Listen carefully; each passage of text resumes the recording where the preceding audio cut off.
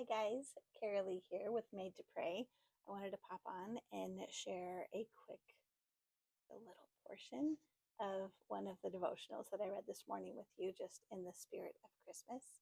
And I also wanted to remind you to enter to win your copy of this lovely devotional that I read from several times this year.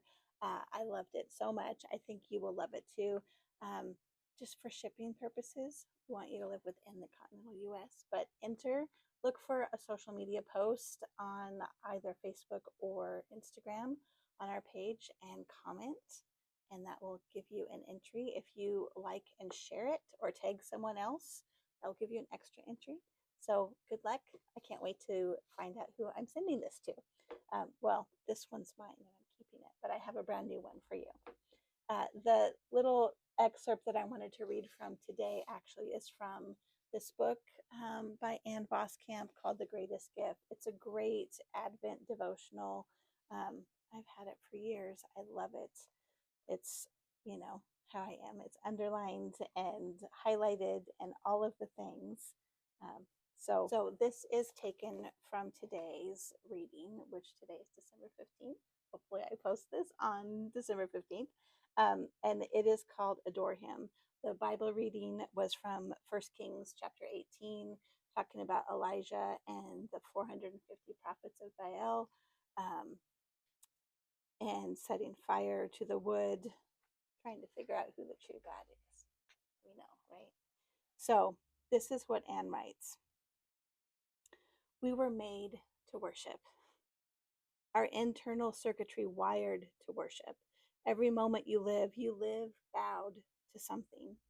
And if you don't choose God, you'll bow down before something else. Some banal Baal. Baal isn't the name of a particular God. It's the name of any generic God. Elijah confronted the people about their wavering, their sinking between the God of Abraham and the Baal of rain. And for us too, there are other Baals that can be our sinking. The Baal of success, the Baal of Pinterest, the Baal of perfection, of affirmation. It's always Baals that keep us from God. Baals of work and agenda and accomplishment that keep us from prayer. We don't pray enough when we're practicing idol worship. You can see how it goes, how there at the altars the Baal worshippers danced for rain. They strove and they flailed and they kept focused on trying to get all the steps perfectly right. And that is how you ultimately know. You know you have an idol whenever you have to perform. You know you have a Baal that needs to be cut down whenever you cut yourself down. Whenever you slash yourself, you have an idol that needs to be slashed down. Because that is what every idol ultimately wants. To make your blood run wild and dance you mad and drive you right into the unforgiving ground. Every idol wants you to be cut open for it.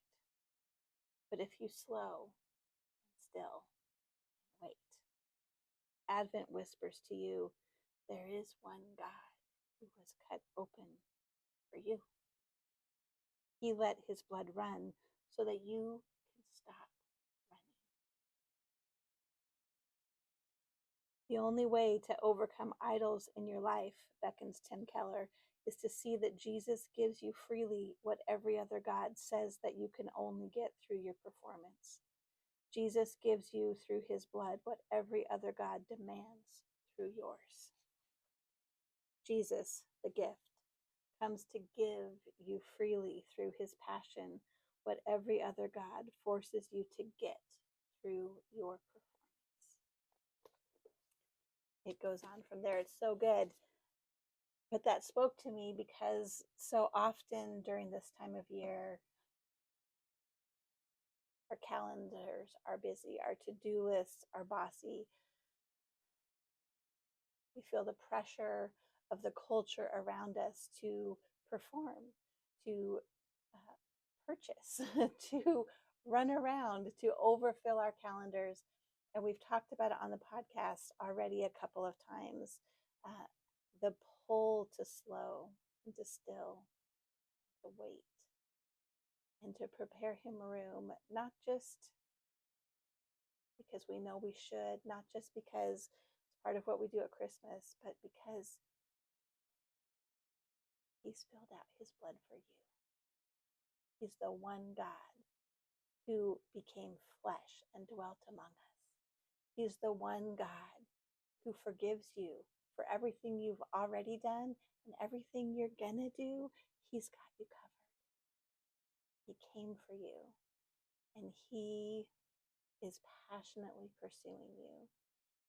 And so we don't want you to miss it. We don't want you to wake up on December 26th and all that's left are the ribbons and the bows and the garbage and the empty boxes, the bills, and the exhaustion from performing your way through Christmas.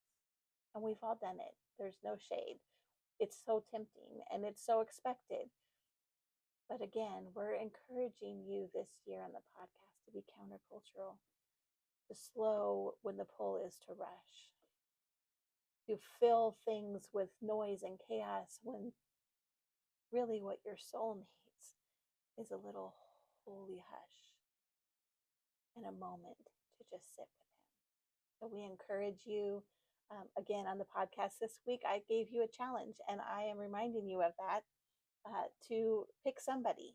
Just, it doesn't have to be a group. It doesn't have to be 5 different people. Just pick one person that you have lived some life with, whether it's a family member or a friend that you can invite over for coffee or go out and grab something to eat or go for a drive and look at the lights. But the purpose of it is to connect with them one-on-one, yes, but also reminisce. Talk about how things were when you were a kid for Christmas, or when your kids were smaller, what the things, the traditions that you did. Share some holiday spirit in the form of reconnecting and having great conversations that stir up nostalgia and good memories and good times. Listen, we all need it. We all need it. So, Merry Christmas. Lori and I will be back for a short episode next week, but we know it's the holidays and we know it's busy. And we also know that we're asking of you to slow down and to savor the season, to spend time with God, even if that means not spending time with us. So we bless you. We're praying for you. We're praying for all of your holiday gatherings, and we're excited. I know, I can't help it. We're excited for 2026, and we'll get into that more in a couple weeks. But be blessed. We'll be back. Merry Christmas.